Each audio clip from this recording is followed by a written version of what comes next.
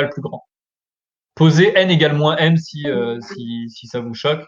Vous écrivez n égale moins m et vous voyez maintenant que vous n'avez plus de problème psychologique à considérer que moins m est un entier positif. Ça va? Ok. Oui.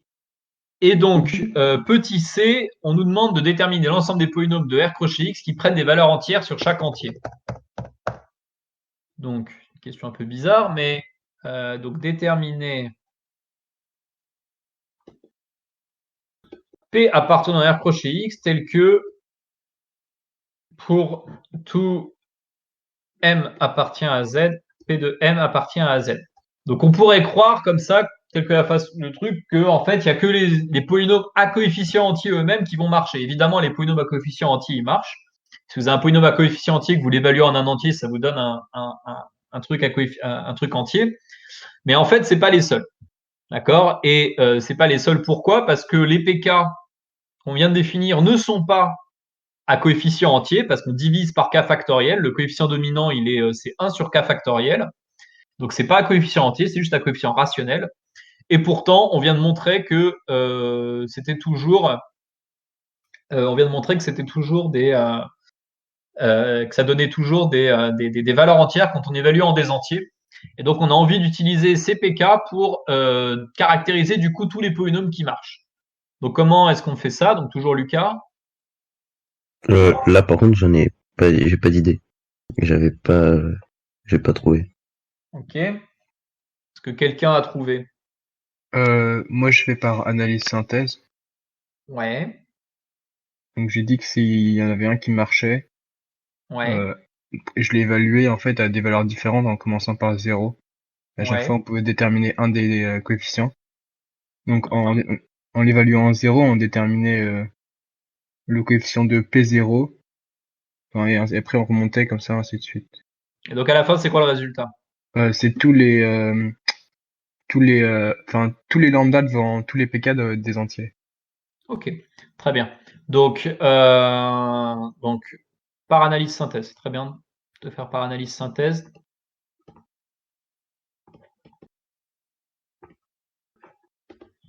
Donc, analyse. Donc, l'analyse, ça consiste à prendre un P qui marche. Soit P. Plutôt Q, parce qu'on va les appeler PK les autres. Enfin, comme non, c'est pas grave. Q, tel que pour tout M dans Z, donc Q de M appartient à Z. Donc la première chose, c'est que on peut écrire Q dans la base.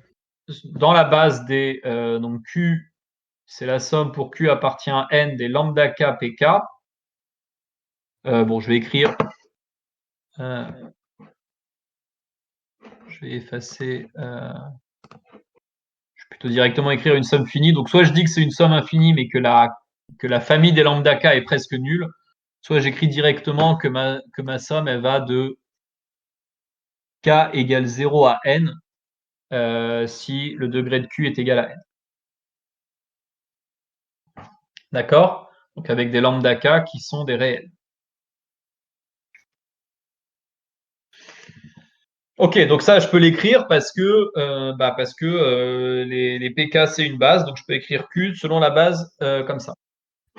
Et donc ensuite, alors je vais devoir changer de page, donc peut-être que j'attends 2 secondes, s'il y en a qui sont en train de copier encore.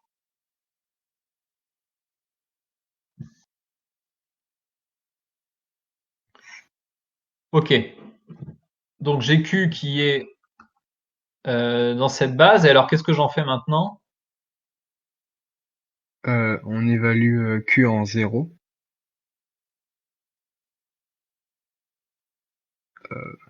Ouais. Ouais. Et ça fait juste lambda 0. En fait, ils s'annulent tous, sauf Ok. le premier, qui est Donc il constant. faut voir que P0 c'est 1, P1 c'est le polynôme X, P2 c'est le polynôme X, X-1 sur 2, Ouais. P3 c'est le polynôme X, X-1, X-2 sur 6. etc., etc. Donc, il faut bien voir qu'à chaque fois, ce qu'on fait, c'est qu'on rajoute une racine. D'accord? À chaque fois, chaque polynôme divise le suivant. À chaque fois, on rajoute une racine qui est l'entier qui suit. D'accord? Donc, effectivement, quand vous évaluez PK en 0, bah, 0, il est racine de tout sauf de P0. Donc, ça, c'est lambda 0, P0 de 0. Donc, car 0, racine de PK si K est positif, strictement. Et lambda 0 de P0, c'est 1. Pardon, c'est lambda 0. Et donc, comme 0 est un entier, d'accord, on veut que Q de 0 soit un entier, donc on doit avoir lambda 0 entier. Ok, je rappelle, hein, là on est dans l'analyse, donc on a supposé que pour tout cas, que pour tout M, Q de M était un entier. Pour tout M entier. Ok, mais maintenant, donc on fait pareil. Donc Q de 1, bah, ça va être égal à lambda 1, à lambda 0 P de 1 plus lambda 1 P2, P0 de 1 plus lambda 1 P1 de 1 plus 0, parce que tous les autres, P2, P3, etc., ils ont 1 comme racine. Et donc là, quel est l'argument? Pour que ça reste un entier, pour que lambda 1, pour que cette somme soit entière, sachant que lambda 0, P de 1, c'est un entier, il faut Ouais, que ça forcément, appartient à Z. Ça aussi. Et donc, et P1 de 1, ça appartient à Z aussi. c'est plus précis que ça. Si tu dis juste que ça appartient à Z, tu obtiens que lambda 1 est rationnel. C'est égal à 1. Ouais. P1 de 1, c'est égal à 1. Oui, De c'est façon vrai. générale, PK de K, c'est K parmi K, donc c'est 1. D'accord? Donc ça implique, vous avez un entier moins un entier qui est égal à lambda 1, donc lambda 1 est entier. Donc, vous voyez la récurrence arriver, donc on va l'écrire, hein, juste pour que ce soit complet. Donc, montrons par récurrence, désolé, après je me fais engueuler.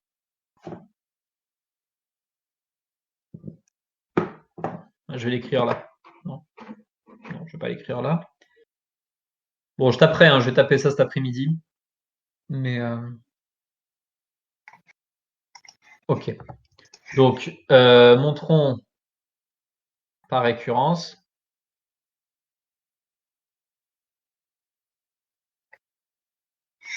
que pour tout cas appartenant à, donc j'ai dit entre 0 et n, lambda k appartient à z. Lambda k, oui, appartient à z, c'est ça. Donc, lambda 0, c'est fait. Et donc, donc c'est par récurrence forte. Hein. Si c'est vrai, pour tout cas, alors appelez pas n parce que n est déjà pris. Donc, pour tout cas inférieur ou égal à p, avec p entre 0 et n-1. Alors, si c'est vrai pour tout cas inférieur à p, donc montrons-le pour p plus 1.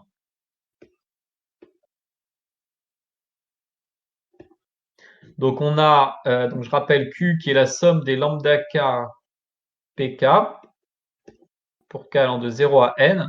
Donc on évalue Q en p plus 1.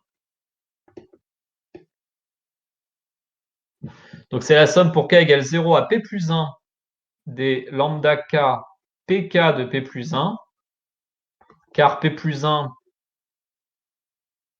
est racine de pk si k est strictement plus grand que p plus 1. Donc c'est pour ça que la somme s'arrête à p plus 1. Or, donc j'ai que QP plus 1 doit être entier, par hypothèse, sur Q. J'ai que lambda K est entier si K est entre 0 et P, c'est par hypothèse de récurrence. J'ai que les PK de P plus 1 sont des entiers Ça, c'est par la question précédente. Et j'ai enfin que P plus 1 de P plus 1 est égal à 1. C'est égal à P plus 1 parmi P plus 1. Donc, c'est égal à 1. Et donc, lambda P plus 1, bah, il est égal à QP plus 1. Lambda P plus 1, il est égal à QP plus 1 moins la somme pour K allant de 0 à P cette fois-ci, hein, des lambda K, PK, P plus 1. Et donc ça, c'est un entier, tout ça est entier, donc ça appartient à Z. Ok? Donc voilà, donc on a montré dans l'analyse que si Q était un polynôme dont toutes les valeurs en les entiers étaient des entiers, alors dans mes coordonnées selon la base des PK étaient des entiers. Donc la synthèse, qui va servir de bilan. Donc synthèse. Donc soit Q appartenant à R crochet X de la forme Q égale somme des lambda K PK pour K allant de 0 jusqu'à un certain N et lambda K appartient à Z, soit M appartient à Z, alors si j'évalue Q en M, c'est la somme pour K allant de 0 à N des lambda K PK de M. Et ça, évidemment, c'est entier, et celui-là aussi par hypothèse. Donc, ça appartient bien à Z. D'accord? Donc, le bilan, c'est que Q prend des valeurs entières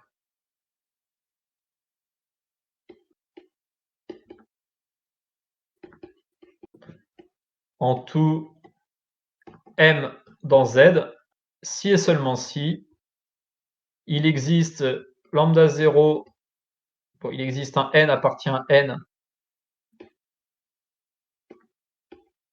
et il existe lambda 0, lambda N, tel que Q est de la forme somme de K égale 0 à N des lambda K PK.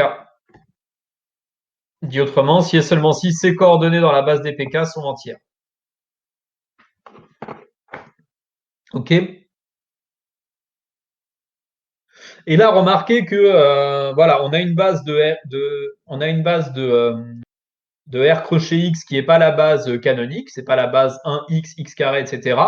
Mais si on est intéressé par cette question de savoir si on a des valeurs entières, tout ça, bah, ce qu'on est en train de dire, c'est qu'il vaut mieux écrire notre polynôme dans cette base-là.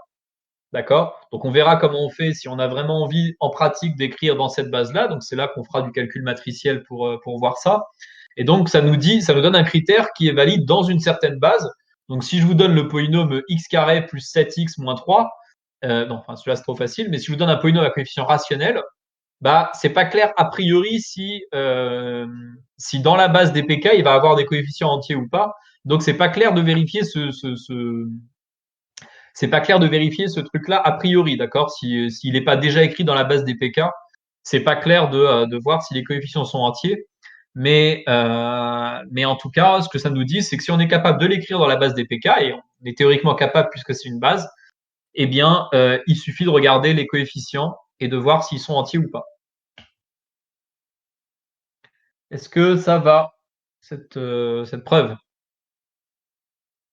Oui. Donc encore une fois, remarquez que l'analyse synthèse, c'est juste une façon d'écrire une double implication. Hein. L'analyse, c'est l'implication. Si toutes les valeurs sont des entières, alors les coefficients sont entiers, ce qui est l'implication dure. Et la synthèse, c'est l'implication simple, à savoir que si j'ai des coefficients entiers, alors je donne un entier. D'accord? Donc la synthèse, c'est le truc qu'on veut bien imaginer. En tout cas, enfin, c'est assez naturel de penser à cette condition, puisqu'on a dit, on vient de voir qu'on a des polynômes qui marchent. On sait que c'est une base, donc on sait que toutes les combinaisons linéaires à coefficients entiers vont encore marcher. Mais en fait, là, on l'a retrouvé par l'analyse simplement, sans avoir besoin même d'intuiter le résultat. Excusez-moi, pourriez montrer la diapositive précédente? Il me manque Diapositive. de la récurrence, s'il vous plaît.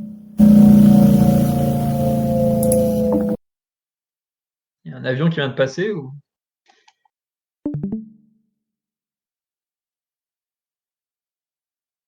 Est-ce que tu as une question plus précise, Tenzin? C'est juste pour revoir.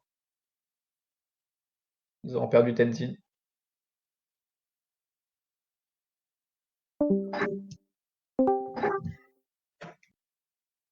Excusez-moi, j'arrive à faire fonctionner mon micro une fois sur deux. Oui, c'est parce que je sais pas comment on conclut pour la récurrence proprement. Parce que quand on dit que tous les lambda k sont éléments de Z si 0 inférieur à ou égal à P, il me manque le résultat. J'ai pas compris. Vraiment, le résultat, il est là. Il est là. Lambda P plus 1.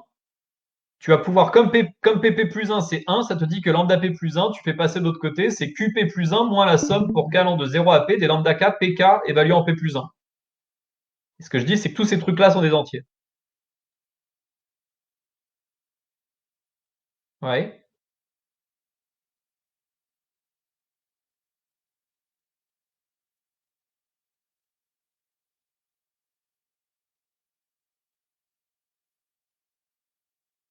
Allô?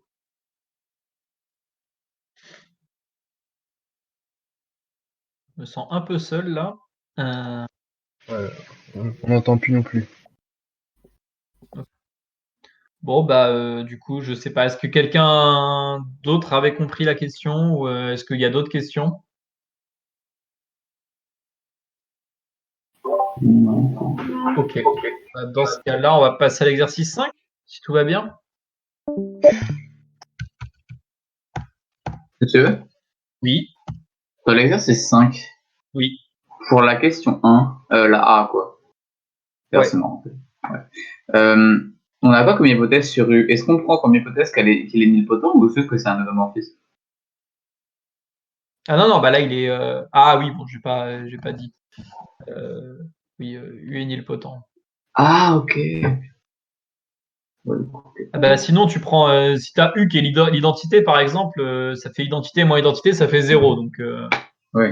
Donc ça risque pas d'être un automorphisme. Non, bien sûr, oui, bon, bon, voilà. Je l'ai pas bien écrit, effectivement. Donc les endomorphismes nilpotents, alors, je sais pas, vous avez déjà parlé d'éléments nilpotents, peut-être quand vous avez fait les anneaux avant Noël ou pas?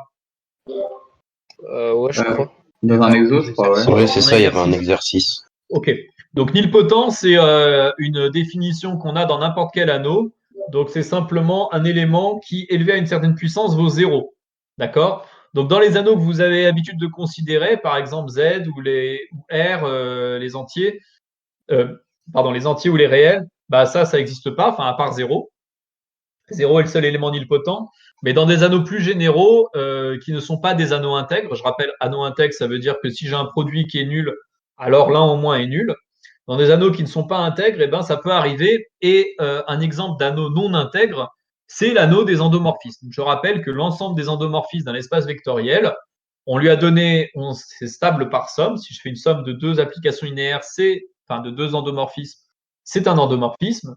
Et je peux aussi les composer. La composition tient le rôle de produit. En plus, j'ai un élément neutre pour le produit qui est l'identité. J'ai un élément neutre pour la somme, bien sûr, qui est l'application nulle. Donc tout ça me donne une structure d'anneau. Et donc dire que j'ai un élément nilpotent, bah, c'est dire que j'ai ici un endomorphisme qui, élevé à une certaine puissance, vaut 0. Élevé à une certaine puissance, ça veut dire, encore une fois, qu'on le compose avec lui-même. D'accord? Donc c'est j'ai U rond U égale 0, ou bien U rond U égale 0, etc. Donc c'est ça, un élément nilpotent. Donc encore une fois, vous ne faites pas avoir par les notations, quand on parle de puissance ou de produit avec des endomorphismes, sauf exception, mais qui arrive pas en pratique, on parle toujours, on est toujours en train de parler de la composition parce que c'est pas défini autrement. Ok. Donc la première question, on considère un élément nilpotent et on veut montrer que l'identité moins U est un automorphisme et on veut son inverse. Donc bon, ça n'a rien à voir avec l'algèbre binaire, c'est vrai dans tous les anneaux. Donc je pense même que je l'avais donné en première colle à deux d'entre vous. Je sais plus qui. Mais voilà. Donc ceux qui avaient eu ça en colle avec moi, peut-être qu'ils peuvent donner la preuve. Donc ça, bon, c'est bien de l'avoir déjà vu parce que c'est pas forcément facile d'y penser. Bah, moi, j'avais une récurrence, mais je sais pas, j'étais pas avec vous. Ouais. T'as une récurrence. Il n'y a pas besoin de récurrence. Parce que, je veux dire, à la fin, on a la formule. Si on est capable de trouver la formule pour l'inverse, on a gagné. Monsieur, on Unipotent. peut donner la formule directement et si ça Bah, marche, bah c'est. On peut donner la formule directement et si ça marche, ça prouve. Et en fait, il n'y a pas vraiment d'autres moyens. Je vais expliquer un peu d'où on peut trouver la formule. Mais donc, unipotent Ah bah, implique identité moins U est inversible. Mais en tout cas, donne la formule si tu veux. Ouais. j'ai écrit la somme pour k allant de 0 à n0-1 Ouais. et des u puissance k. Mais c'est est-ce que u puissance 0, on dit que c'est l'identité? U puissance 0, c'est l'identité. Ça, dans n'importe quel Ok. anneau, quand on élève à la puissance 0, ça, par définition, c'est égal à l'élément neutre pour la multiplication, c'est-à-dire ici à l'identité. Ah bah du coup, j'ai ça. Ok, donc Lucas nous dit, donc je considère que U nilpotent d'indice, enfin avec U puissance n0 qui est égal à 0, et je considère V qui est la somme pour k allant de 0 à n0-1 des UK. Donc on va voir pourquoi ça marche. Donc on doit calculer V rond, enfin je vais écrire V fois id moins U. Donc V fois id moins U, donc c'est la somme pour k allant de 0 à n0-1 des donc U puissance k fois id moins U. Et donc ça, c'est la somme pour k allant de 0 à n0-1 des U puissance k moins U puissance k plus 1. Et là, maintenant, on va faire apparaître une somme télescopique. On va dire que c'est la somme pour... Bon, enfin, on la voit directement. Hein, donc, à chaque fois, vous retranchez celui qui arrive derrière. Donc, d'abord, vous avez U0 moins U1, ensuite U1 moins U2, etc. Donc, qu'est-ce qui reste à la fin? Le U0 ne s'est simplifié avec personne. Et le dernier qui reste, c'est U puissance N0. D'accord? Et ça, c'est l'identité de E. Et ça, par hypothèse, c'est 0. Donc, c'est bien égal à l'identité de E. Et de même, dans l'autre sens. D'accord? Il faut faire dans les deux sens. Ah, quoique. Non, j'ai pas dit qu'on était en dimension. J'ai dit qu'on était en dimension finie? Non, j'ai pas encore dit qu'on était en dimension finie. Donc, il faut faire dans les deux sens. De même, identité de E moins U fois V. Vous faites le même calcul. Et le même calcul donne la même chose, hein, parce que les deux U puissance K et identité moins U, ils commutent. D'accord? Donc, de même, identité de E moins U fois V est égale à identité de E. Donc ça, c'est une vraie preuve. On vous demande de montrer qu'une application est inversible. Eh bien, si vous êtes capable de donner l'inverse et de vérifier que dans les deux sens, ça vous donne bien, quand vous faites le produit, c'est-à-dire la composition, ça vous donne bien l'identité, vous avez prouvé. Vous avez prouvé ce que vous vouliez. D'accord? Donc ça, c'est, j'ai envie de dire, c'est à connaître. Ouais, je le dis même, c'est à connaître. Donc la formule de l'inverse de identité moins U quand U est nilpotent. Donc ça, c'est vrai dans un anneau quelconque.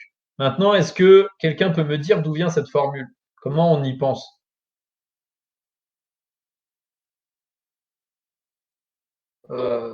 Somme des termes d'une suite géométrique. Enfin, ça ressemble.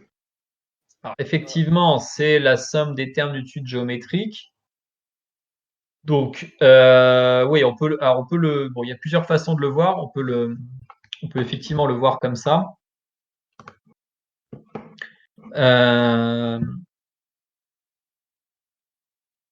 Qu'est-ce que je veux dire? Donc, remarque, somme de x puissance k pour k allant de 0 à n-1. On sait, hein, donc là, disons que si x est réel, que c'est x puissance n moins 1 sur x moins 1. Donc, d'une certaine façon, ce qu'on est en train de raconter, c'est que je vais peut-être plutôt écrire 1 moins x puissance n sur 1 moins x. Et donc, formellement, si x puissance n est nul, on a du 1 sur 1 moins x. D'accord? Mais 1 sur 1 moins x, quand on écrit ça, c'est vraiment l'inverse de 1 moins x. D'accord? Donc, ce que je suis en train de dire, donc ça c'est si x puissance n est égal à 0. Donc là, je suis plus avec des réels, hein, je suis dans un anneau où x puissance n est égal à 0. Bah, d'une certaine façon, si vous croyez que la formule pour les sommes des termes d'études géométriques, elle est valide. Alors en général, elle est pas valide. Mais par contre, ce qui est valide, c'est quand vous faites passer le x-1 de l'autre côté. D'accord? Si vous faites passer le x-1 de l'autre côté, là, ça devient correct. Mais bon, disons, pour le moment, intuitivement, vous imaginez que vous êtes en train de faire les sommes des termes d'études géométriques. Et maintenant, le numérateur, il se simplifie parce que x puissance n est égal à 0. Et du coup, vous obtenez comme ça l'inverse de 1 moins x. Donc, une façon de le retrouver, hein, ça c'est à quoi ça fait penser, plutôt que comment on le retrouve. Mais donc, voilà, ce que je voulais dire, c'est que formellement,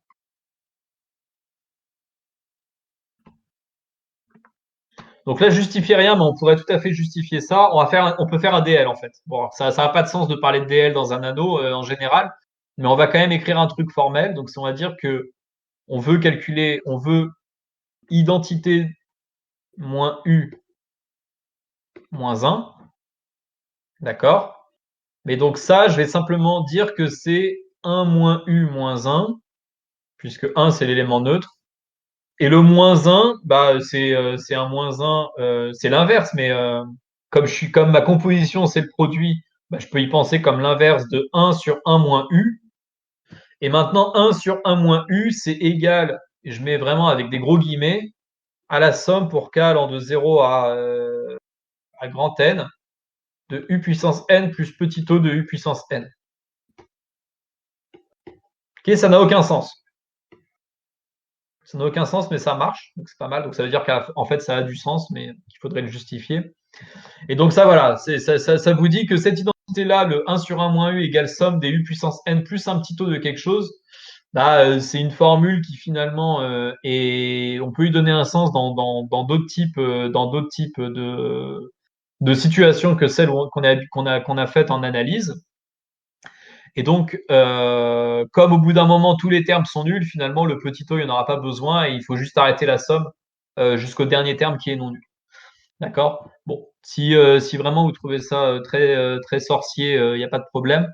Mais en tout cas, pensez que, en gros, bah, c'est donné comme si on faisait un DL, quoi. C'est comme si on faisait un développement limité, ou alors on applique, on pense à ça comme les sommes des termes d'études géométriques. On pense à ça comme un truc qui vient de l'identité de Bernoulli. Enfin, on y pense d'une façon ou d'une autre, mais c'est bien de retenir cette formule-là. Ok?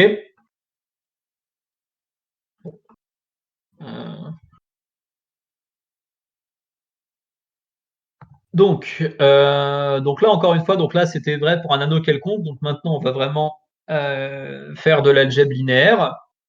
Donc je vais considérer un élément nilpotent et je veux montrer donc un élément nilpotent par définition, c'est il existe un entier n0 tel que u puissance n0 est égal à 0.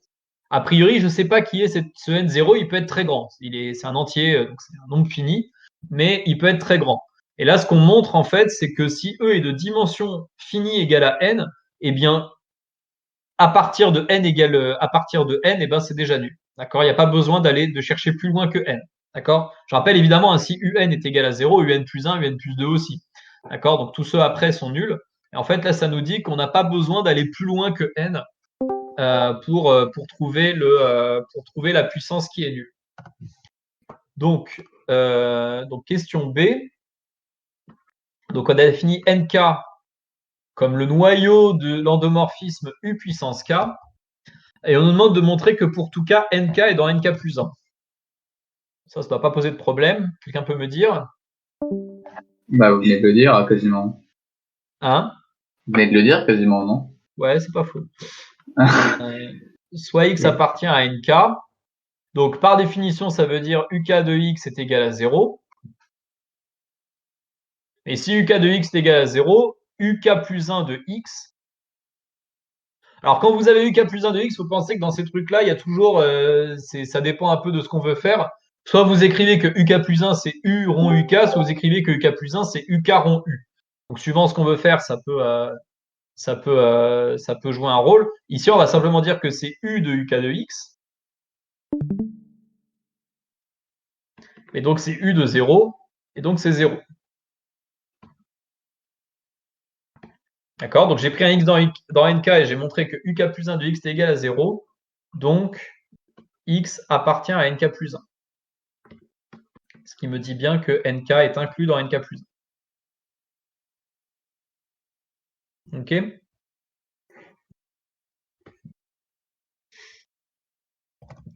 Ensuite, donc, on suppose que pour un certain entier k0, nk0 est égal à nk0 plus 1. Et on nous demande de montrer que à ce moment-là, ça se stabilise, c'est-à-dire que pour tout k, à partir de k0, nk est égal à nk plus 1. Donc en fait, ça évolue plus. Donc, on suppose que nk0 est égal à nk0 plus 1 pour un k0 dans n. Donc soit k supérieur à k0, montrons que nk est égal à nk plus 1.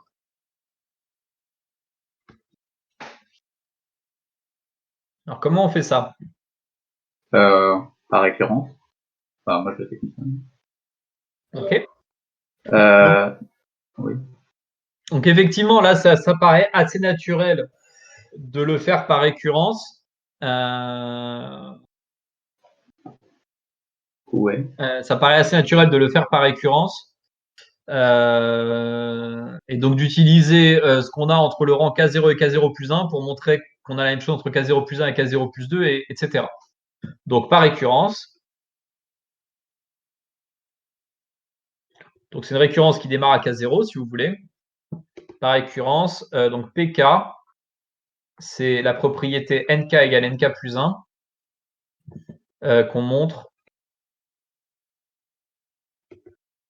pour K supérieur ou égal à K0. Donc l'initialisation, c'est K égale K0, donc ça c'est évident puisque c'est pareil, c'est l'hypothèse.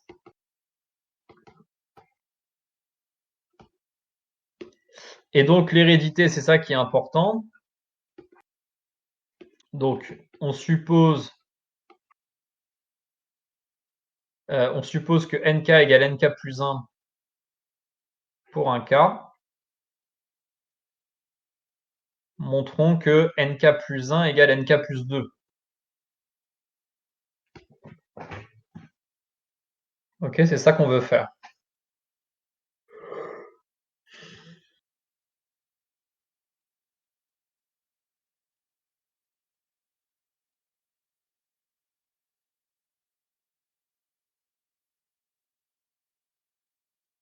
Et alors, comment ça marche?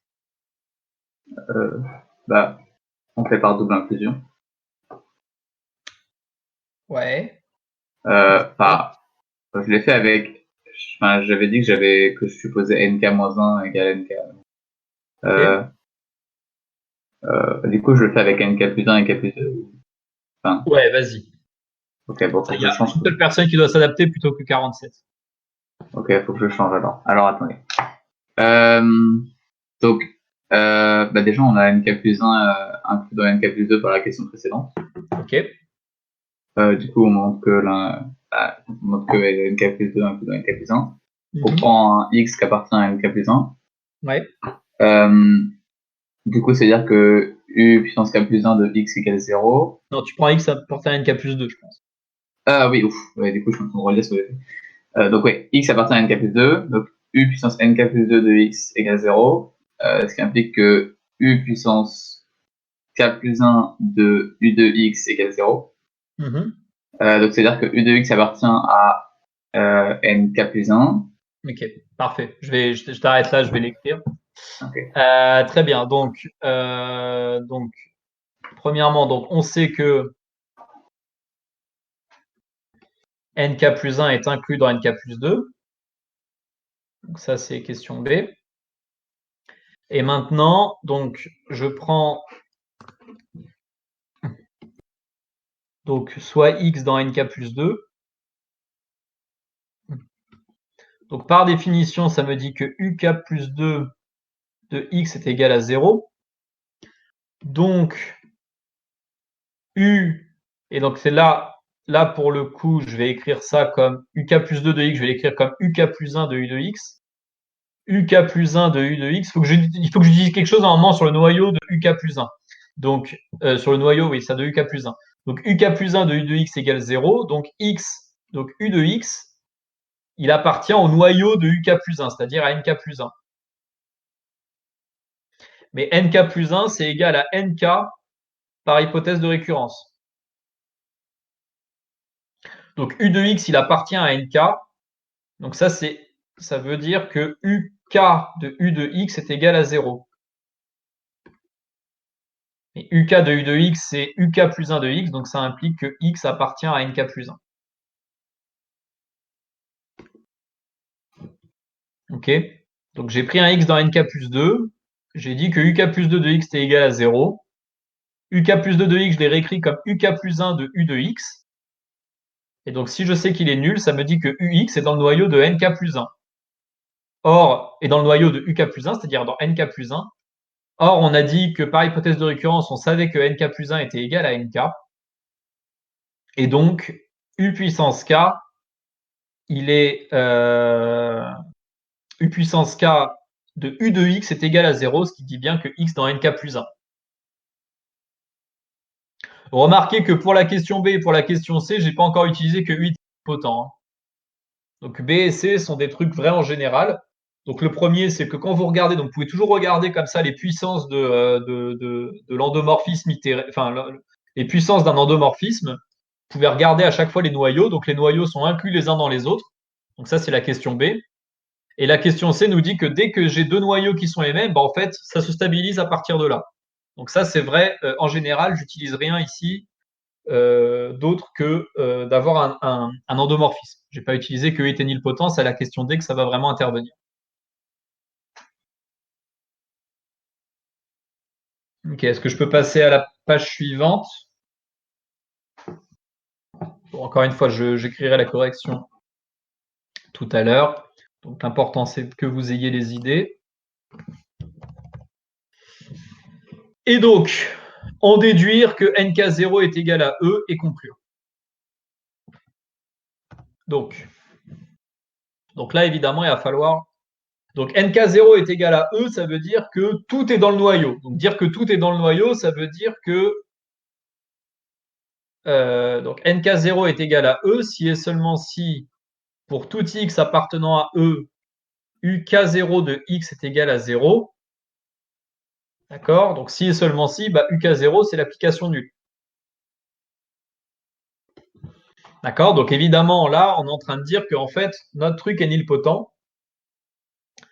Donc pourquoi c'est vrai? On vient de montrer que dès que ça se stabilisait, ça allait rester pareil.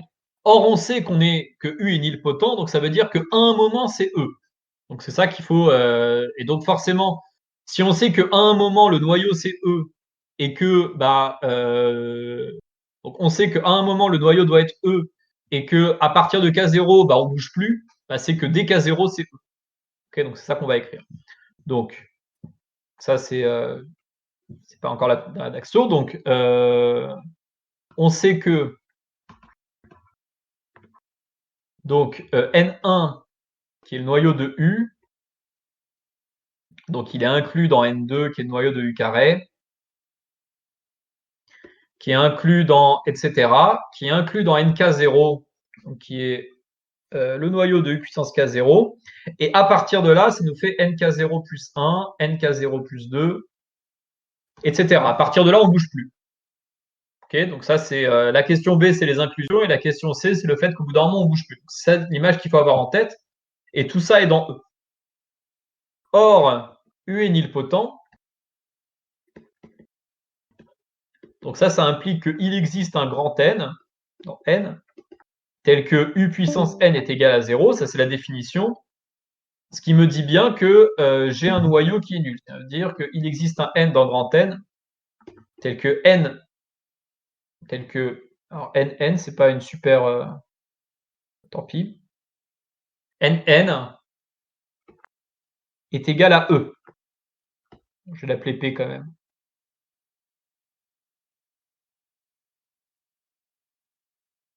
Donc il existe un P dans grand N tel que UP est égal à 0.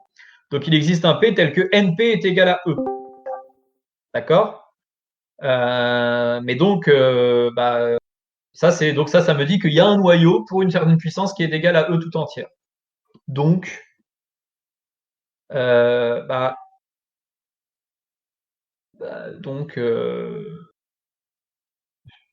c'est fini. Donc, donc NK0 qui est égal à NP est égal à E.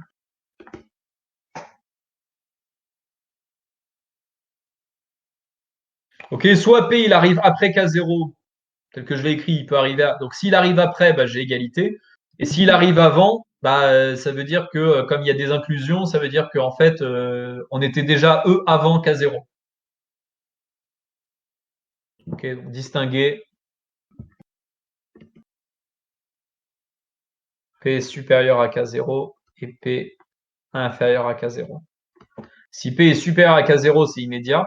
Si P est inférieur à K0, on a de toute façon que NK0, il contient NP, donc il contient E. Et s'il contient E, il est égal à E. Ok. Donc NK0 est égal à E.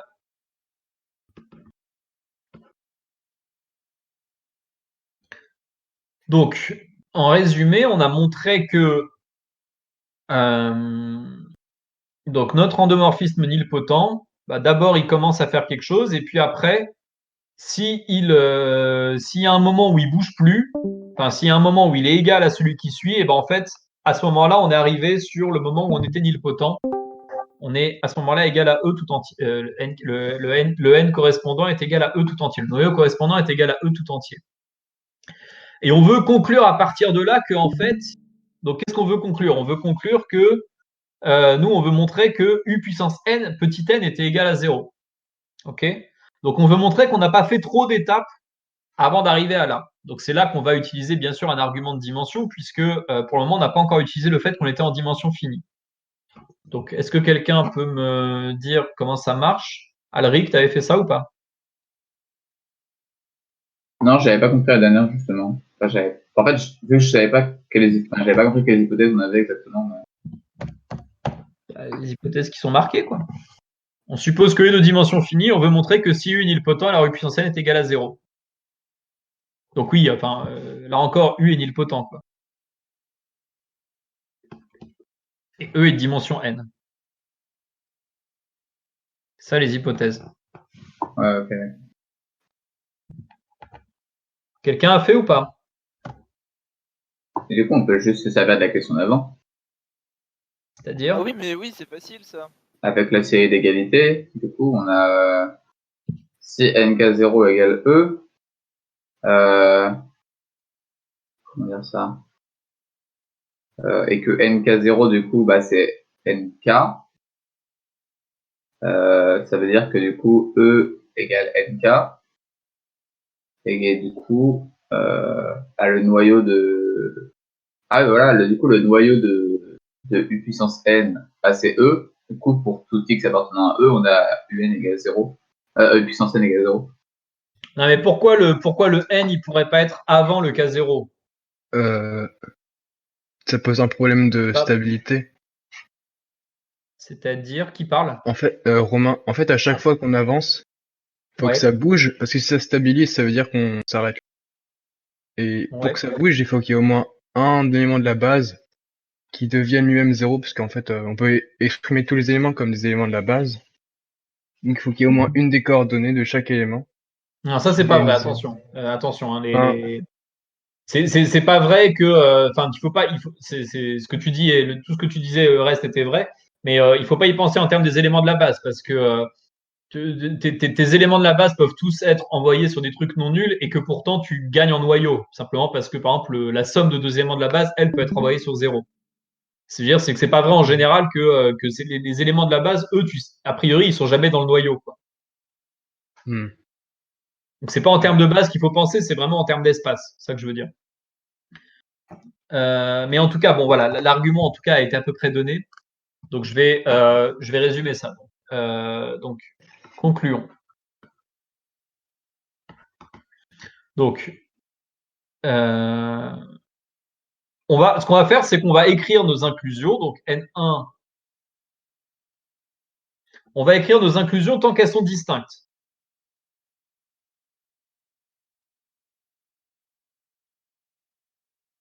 Donc ça, c'est inclusion stricte.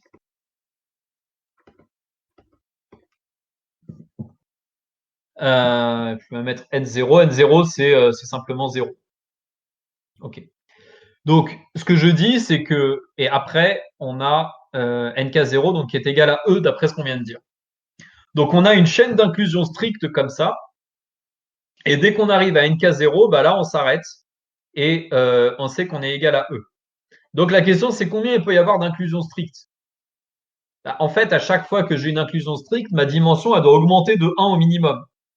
D'accord? Donc, par une récurrence immédiate,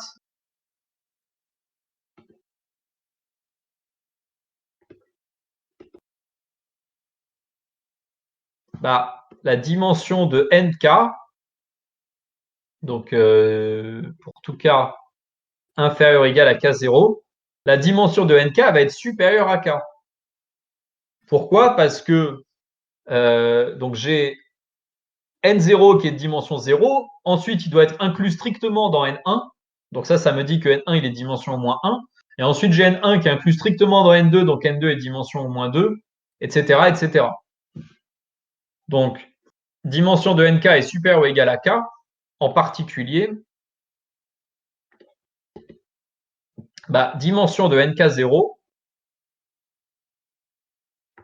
est supérieure à k0, et dimension de nk0, ça c'est la dimension de E, c'est-à-dire c'est n. D'accord? Donc, j'ai k0 qui est inférieur ou égal à n,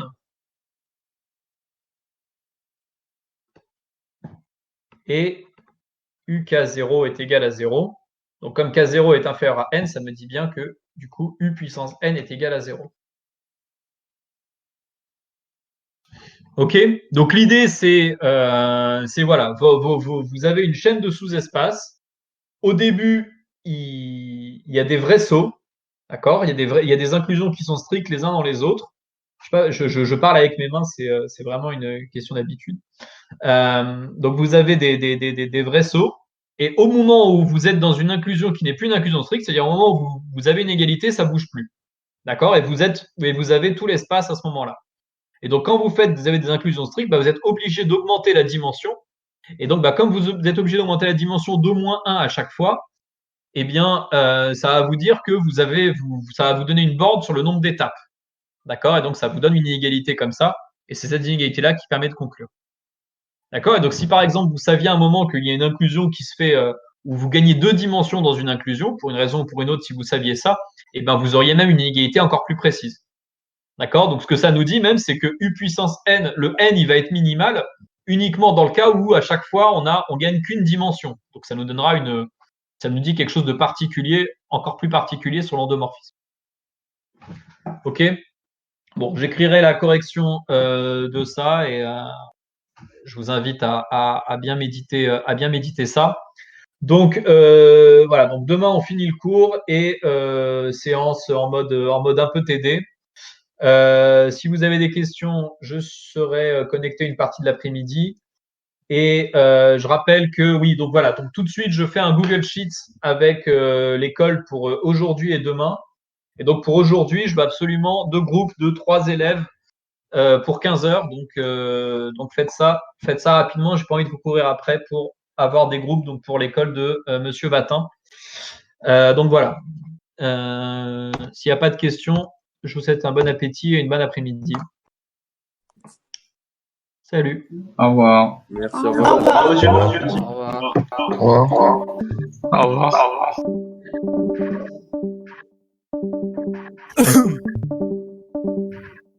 Monsieur?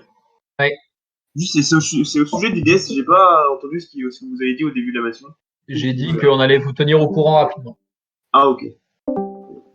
Merci, monsieur. Oui.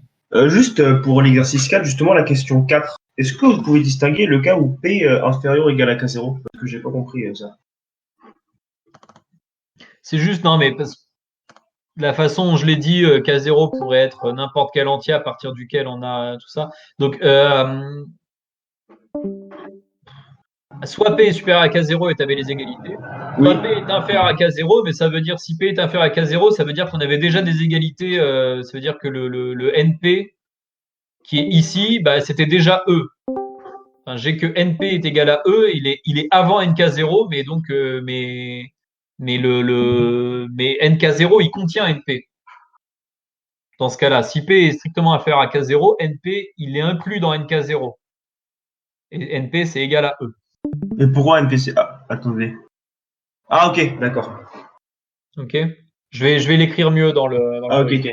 Ok, j'ai compris. Merci beaucoup. Je vais réécrire ça, c'était pas très clair. Ok. Autre question?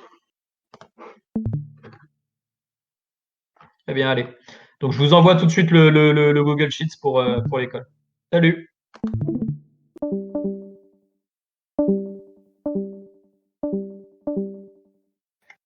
Est-ce qu'il y aura la rentrée? Hein? C'est quand qu'on reprend les cours? 13h, non? 13h ou 13h30? Je sais pas, c'est ma question. Bah, mec, tu demandes à quelqu'un qui sait pas. 13h30. 13h30. 13h30. Merci Paul Alanor. De rien. Inscris-toi aujourd'hui Paul Alanor. Allez, oui. Ah bah il s'est mis en sourdine. Putain. Bon bah, salut les gars. Salam.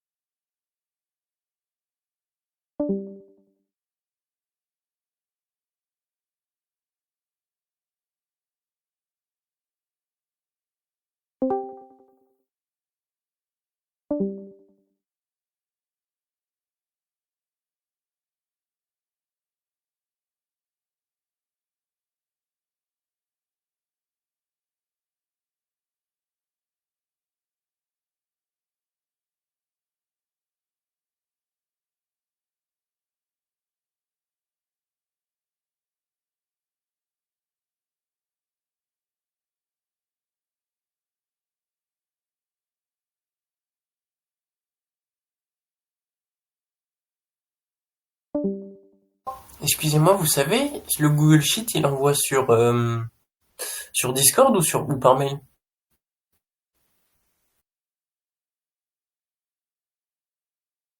Normalement, par mail. Je pense, comme l'emploi du temps. D'accord, merci. T'inquiète.